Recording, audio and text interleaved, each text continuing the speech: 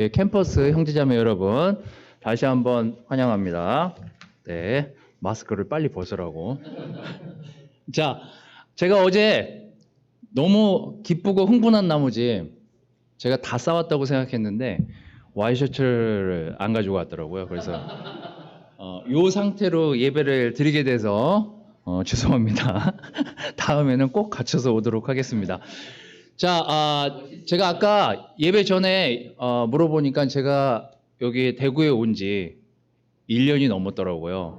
코로나가 막 생겨나기 시작하면서 그러면서 우리가 안 만나게 되면서 그러니까 그 전에 왔었던 거죠, 제가. 그리고 온 거예요, 제가. 그래서 너무 많이 도시를 완전히 그냥 리모델링을 하는 것 같아요. 제가 어제 형제들이랑 차를 타고 이렇게 도시를 도는데 너무 많이 공사를 하고 있더라고요. 대구를 막 다 뜯어 고치고 있는 것 같고, 제가 오늘 아침도 여기를 그냥 지나쳤습니다. 앞에 이 주차하는 데가 건물이 생긴지도 모르고 여기를 지나갔는데 주차 타워가 또 그새 생겼더라고요. 하여튼 너무 많이 도시가 변하고 있다는 생각이 들어서 야, 이게 1년 뭐 3개월, 4개월이 지나도 엄청나게 많은 변화들이 있구나라는 것들을 좀 보게 됐습니다.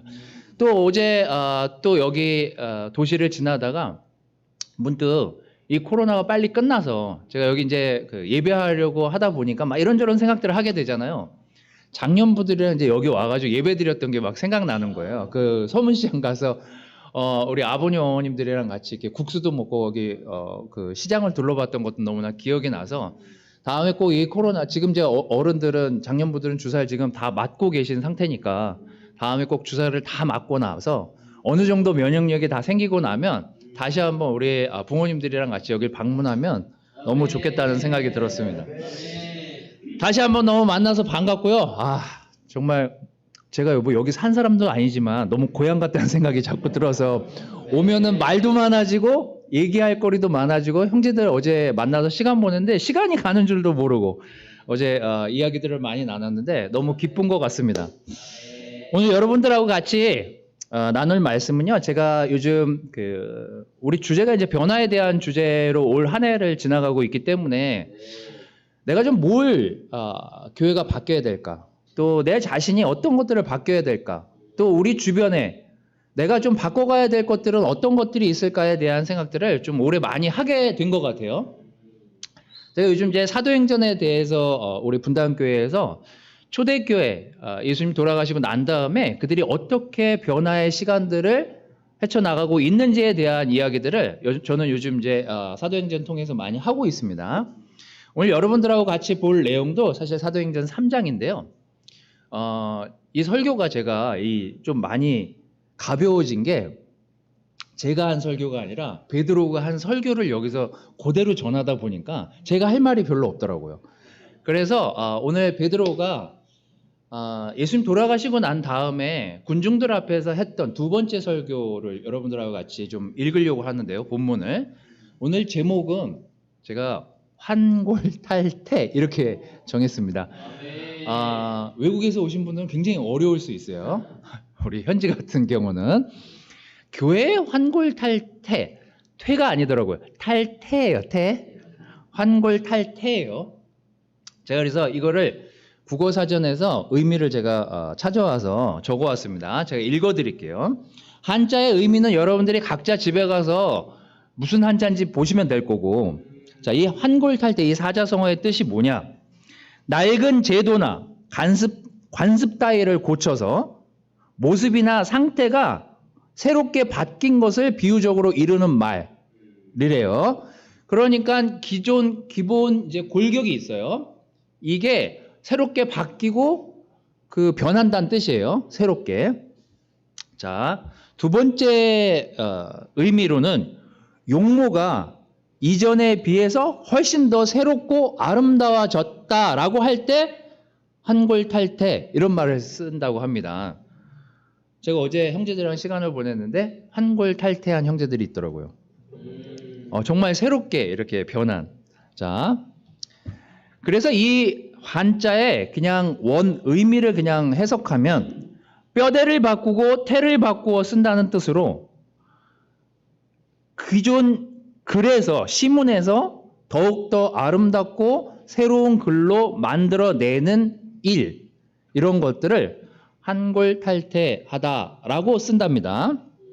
자, 그래서 다시 한번 낡은 제도나 간습 따위를 고쳐서 모습이나 상태가 새롭게 바뀌는 것, 용모가 이전에 비해서 새롭고 더 아름다워졌을 때, 그리고 기존에 있던 글, 문장들이 훨씬 더 이전 문장보다 아름다워지고 새롭게 느껴졌을 때, 이럴 때 요 말을 쓴답니다.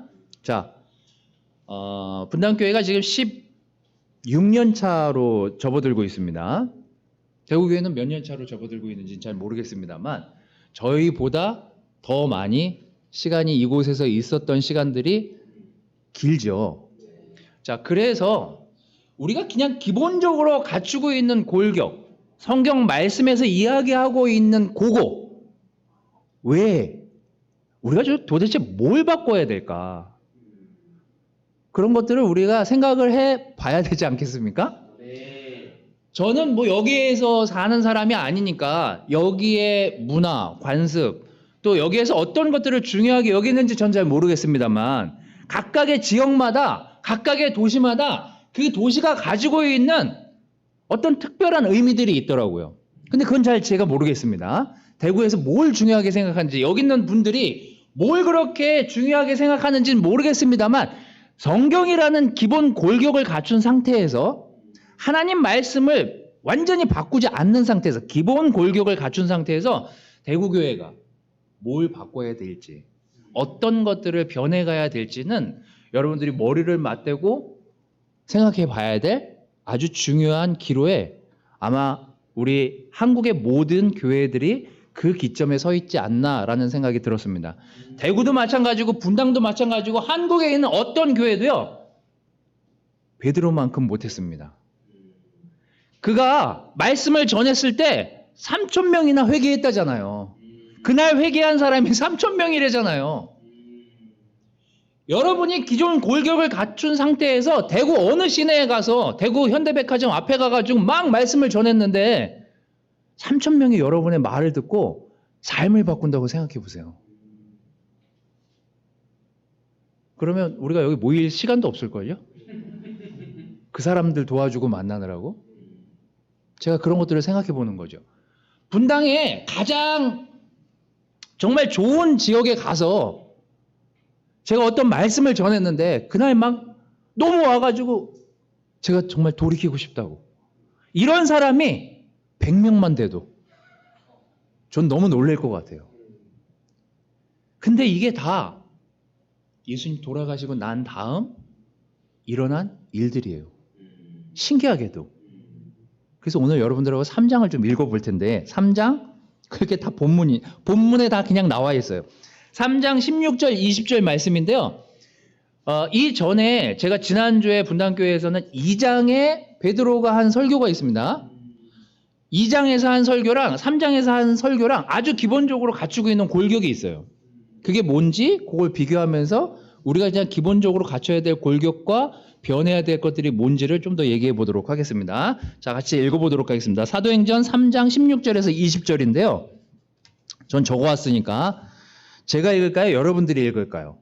여러분들이 읽으시면 방송으로 나가게 되는 목소리가 여러분 대구교회 형제들의 목소리가 딱 전달이 되겠죠. 여기 자매는 세 분밖에 없으니까 주로 형제들의 목소리가 들릴 거예요.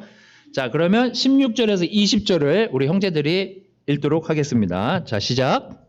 그런데 바로 이 예수의 이름이 여러분이 지금 보고 있고 다 알고 있는 그 사람을 알게 하였으니 이것은 주의 이름을 믿는 믿음을 힘입어서 되는 것입니다.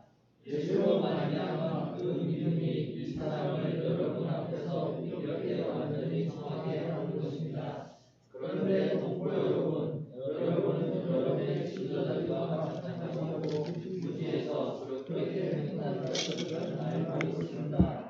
그러나 하나님께서는 모두에게 현대의 힘을 빌어서 그리스도가 고난을 받아야만 한다고 미리 선포하신 것을 이와 같이 이루셨습니다. 그러므로 여러분은 회개하고 돌아와서 죄의 씻음을 받으십시오. 그러면 주님께로부터 편히 쉴 때가 올 것이며 주님께서는 여러분을 위해서 미리 정하신 그리스도이신 예수를 보내실 것입니다. 아멘. 자, 아멘. 사도행전 3장 16절. 여러분 여기 지금 대구교회는 세번역 성경으로 읽은 거고 현대인의 성경으로 읽으시는 분들도 별반 다를 바 없습니다. 내용이 거의 똑같아요. 제가 이제 우리 그리스도의 교회 형제자매들을 떠올리면서 이 말씀을 읽으면서 딱 드는 생각이 뭐냐? 참 복이 많다. 이 교회에 있는 형제자매들, 이 사람들과 함께하고 있는 게 참 복이구나. 이 생각이 들었어요. 저는 기존 교회에서 많은 역할들을 했었던 사람이기 때문에 더더욱이 이런 부분들에 대해서 감사하게 생각하고, 저는 개인적으로 복이 참 많다고 생각해요. 제가. 왜냐하면 참 행복해요. 왜냐하면 너무 순진해요, 사실. 어제 내가 형제들하고 시간 보내면서 이 시간 가는 줄 모르고 왜 그렇게 떠들었을까? 진짜 순진해요. 하는 짓도 순진할 뿐만 아니라 말, 생각, 느낌들. 그 나이들이 다 40 넘었나? 40 다 넘었죠? 40 다 넘어서 그렇게 순진하기 쉽지 않아요. 근데 제가 어제 대화하면서 사실 격려를 많이 받았던 게 이게 뭔가 느낀 것들, 생각한 것들을 끄집어내서 남자들이 그렇게 말하기가 쉽지 않거든요. 저는 쉽지 않았어요. 제가 지난날에 저를 생각해보니까 저는 쉽지 않았는데 되게 쉽게 얘기하시더라고요. 그게 참 복이 많은 거예요. 자,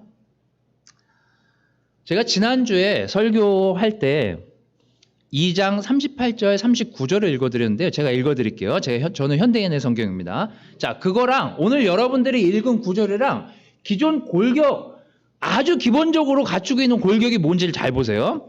2장 38절 39절에 이렇게 이야기합니다. 여러분 모두 회개하고 예수 그리스도의 이름으로 세례를 받아 죄사함을 받으십시오. 그러면 성령님의 선물을 받을 것입니다. 이 약속은 여러분과 여러분의 자녀들과 주 우리 하나님이 부르실 멀리 있는 모든 사람들에게 하신 것입니다. 자, 3장 19절하고 비교했을 때 아주 기본적인 골격은 뭐죠? 회개하고 세례를 받아라. 자, 이제 이 과정을 지나왔기 때문에 우리에게는 기본적인 골격이 갖추어진 상태예요. 성경 공부를 하든 뭘 하든 하나님의 말씀을 기초로 변하려고 결정했기 때문에 기본 골격은 갖췄어요. 우리 모두. 그 다음에 자, 이제 대구라는 문화, 대구라는 역사, 대구시가 가지고 있는 어떤 문화적인 의미에서 우리 교회가 또 분당이라는 그 신도시가 갖고 있는 그 다이내믹 속에서 뭘 바꿔 나가야 될지 우리가 머리를 맞대고 이 변화를 시작해야 될 시점에 도달한 거예요. 자, 그러면 우리가 이 기본적인 골격, 어떤 골격들을 갖추고 바꿔 나가야 될까를 생각하면 그냥 딱 두 개예요. 자, 첫 번째는요. 없는 게 변화예요. 없는 게. 없다고 생각해야 돼요. 여기 처음부터 대구교회에 인도자가 내려왔을 때 이 인원이었어요? 없었잖아요. 그래서 우리가 뭘 하게 돼요? 사람을 초대해서 공부를 하고 교회를 만들어야 되겠다라고 생각하게 됐잖아요. 지금 이 사도행전 교회의 급격한 변화 중에 하나는 뭐냐면요. 일단 중요 인물이 사라졌어요. 그게 누구예요? 예수님이 없어요. 일단. 뭐 그냥 예수님만 따라다니면 됐어요. 이전에는. 왜냐하면 그분이 모든 것들을 가르치시고 모든 장소에 가서 레슨을 하시던 사람들을 만나던 그냥 그 자체가 기적이었으니까요. 이건 넘사벽이에요. 아무도 예수님을 따라잡을 수도 없었고 따라잡을 생각도 못할 정도의 능력을 가진 분이 예수님이셨기 때문에 제자들은 그저 따라다니면서 보기만 했어요. 근데 이 사도행전의 큰 변화는요. 예수님이 없다는 거예요. 근데 여러분 없기 때문에 우리가 뭘 해야 될지를 생각해 보게 되거든요. 아파트가 없으니까 살 생각을 하잖아요. 그래서 막 경화자매가 막 도움도 주고 막 이러지 않았나요, 여러분? 저한테도. 없을 때 우리는 없기 때문에 무엇을 해야 될지를 생각해 보게 돼요. 자, 저는 없어요. 뭐가 없냐면 집도 없어요. 없어요. 자, 있는 사람과 없는 사람의 차이가 얼마나 큰지 보세요. 자, 아까 최상현 형제가 그 리스크를 자기가 안고 간다고 했잖아요. 자, 집이 10억, 20억 오른다 하더라도, 자, 집이 있을 때 여러분은 그 집값이 20억이 됐다 하더라도 떨어지면 안 돼요. 그죠? 그 집의 가치가 20억이라고 생각했을 때 내가 가진 돈 몇 푼 없이 20억이 됐는데 일단 떨어지면 안 돼. 근데 여러분, 떨어졌다. 잠 못 잘걸요? 5억이 떨어져, 10억이 안 떨어지길 바라야죠. 저도 안 떨어지길 바라요. 자, 전 집이 없어요. 그럼 전 무슨 생각을 할까요? 떨어져라. 집값 떨어져라. 저는 이런 생각을 하죠. 전 여러분과 반대, 집을 가진 사람과 없는 사람의 차이는요, 없는 사람은 떨어져야 정상이라고 생각하고, 있는 사람은 오르고 내려가면 안 된다고 생각하는 거예요. 자, 중요한 건, 자, 대구든 분당이든 없어야 시작할 수 있다는 거예요. 없어야 생각할 수 있고, 없어야 무언가를 시작하게 돼요. 제자들이 그랬어요. 예수님이 없으니, 이제 우리가 해낼 수밖에 없다. 그의 설교에 힘이 실렸던 이유는요, 예수님이 없기 때문에. 그가 그런 담대한 설교를 예수님한테 배웠으나 어디 써먹을 기회도 없었는데 예수님이 안 계시니까요, 바로 예수님처럼 설교하잖아요. 그래서 동진 목사님이 없어요. 없어야 돼, 사실은. 제가 더 없어져야 돼요. 교회는 없는 데서 시작해야, 아, 우리가 이런 것들을 채워 넣어야 되겠구나. 이런 것들을 채워 가야 되겠구나. 이런 것들을 만들어 가야 되겠구나. 라고 생각하지 않겠습니까? 예수님이 하시던 일이요. 교회에 부족한 부분들이 생긴 것들을 생각해 보게 되는 거예요. 우리가 지금 뭐가 부족하지? 뭘 바뀌어야 되지? 뭘 변화해야 되지? 이제 뭔가 안 바뀌고 있다면 어쩌면 우리가 가지고 있는 것들 때문에 변하지 않는지도 모르겠어요. 하지만 이제 대구도 분당도 한국에 있는 어떤 교회도요, 사실 가질 만큼 가졌어요. 자, 그럼 뭘 바꿔야 될지 우리가 머리를 맞대고 이제 생각해 봐야 될 시점에 도달했다는 거예요. 자, 기본 골격을 갖췄는데 뭘 바꿔 나갈지 이제 매주, 매 시간, 매 때 여러분과 제가 하나님 앞에서 뭘 바꿔야 될지를 끊임없이 생각해야 될 시점이 도래한 거예요. 근데 중요한 건 없기 때문에 변할 수 있다는 거예요. 자, 두 번째는요.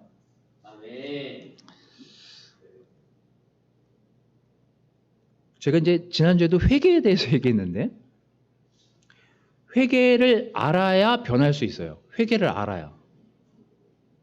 우리 다 회개했으니까 여기 있는 거 아니에요? 네. 자, 지금도 근데 회개하고 있나요? 네. 매 순간, 매 때, 매 일들이 일어났을 때마다 우리는 우리를 돌이켜서 생각해 볼 시간들이 필요해요. 그래서 어떤 사람들과 대화하면 기분이 좋아요. 어떤 사람들이요? 돌이킬 줄 아는 사람들하고 이야기할 때요. 예수님이 제자들에게 제일 많이 하신 말씀이 뭐냐면요, 나는 의인을 부르러 온 게 아니래요. 또 누가 보면 예수님 막 얘기 많이 하잖아요. 회개에 대한 얘기 많이 하잖아요. 여러분들이 아는 회개에 대한 구절들 다 생각해 보세요. 나는 의인을 부르러 온 게 아니다. 또 뭐 있어요? 의인 99보다 죄인 한 명을 회개시킬 때 하늘나라가 더 기뻐한다고. 하늘나라에서 포커스하는 사람이 누구예요? 의인이 아니에요. 뭐 의롭게 사는 게 되게 중요하죠. 의롭게 살려고 하는 게 중요하죠. 근데 우리가 의롭지 않잖아요. 우리 마음은요, 아침에 다르고 점심에 다르고 저녁에 달라요. 어제 상창이가 되게 좋아 보였는데 오늘 다르게 보일 수 있잖아요. 저요? 저 아침에 한 생각, 점심에 한 생각, 저녁에 한 생각이 다 달라요. 제 판단도 다 달라지고. 근데 제일 중요한 거는요, 진짜 회개를 아는 사람이 진짜 회개할 수 있는 거죠. 회개한 것처럼 보이는 사람이 있어요. 지식으로 회개해야지, 바뀌어야지, 이렇게 생각하는 사람들이 있어요. 근데 생각에 머물러서 회개가 되나요? 아니요. 예전에 여러분 그런 얘기 많이 듣지 않았어요? 깨지지가 않는다. 근데 그 깨진다는 게 뭔지에 대한 느낌을 알아야 돼요. 베드로가 예수님 앞에서 왜 흐느껴 울었을까? 유다가 예수님을 팔고 왜 괴로워했을까? 왜 돌이키려고 하는데 돌이키지 못하게 됐을까? 우리가 그 회개의 느낌을 잊지 않아야 된다는 거죠.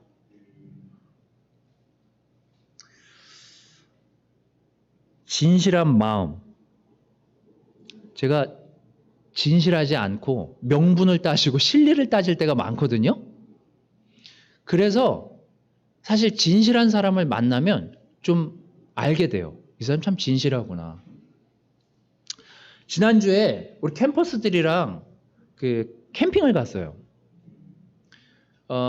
이우경 형제가 그 차를 지원해 줘가지고 그 형제가 이제 형제자매들을 데리고 와서 이제 음식도 같이 이렇게 제공해 주고 도와주고 하다가 이제 저랑 얘기를 하게 됐어요.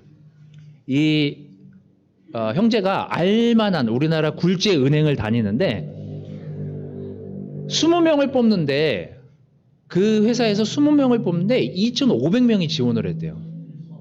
근데 거기에 호텔 하나를 빌려서 아무것도 안 가지고 들어가게 하고 그 다음에 한 명씩 방에 들어가게 한 다음에 이 화상으로 면접을 보는 거예요. 면접관 3사람 중에 이우경 형제가 있었대요. 제가 진짜 놀라웠던 거. 그러면서 이제 이 이우경 형제가 저한테 했던 얘기가 여기 있는 캠퍼스들, 여기 있는 젊은 애들한테 희망을 많이 본다고. 그러면서 자기가 면접을 봤는데 사람들을 쭉 만나보니까 40분 정도가 지나고 나니까 면접관들이 서로 얼굴을 보면서 웃더래요. 왜냐하면 이제 머리로 외워서 말을 하는지 자기가 정말 겪어서 그 얘기를 하는지 한 3, 40분 지나니까 알겠더라는 거예요.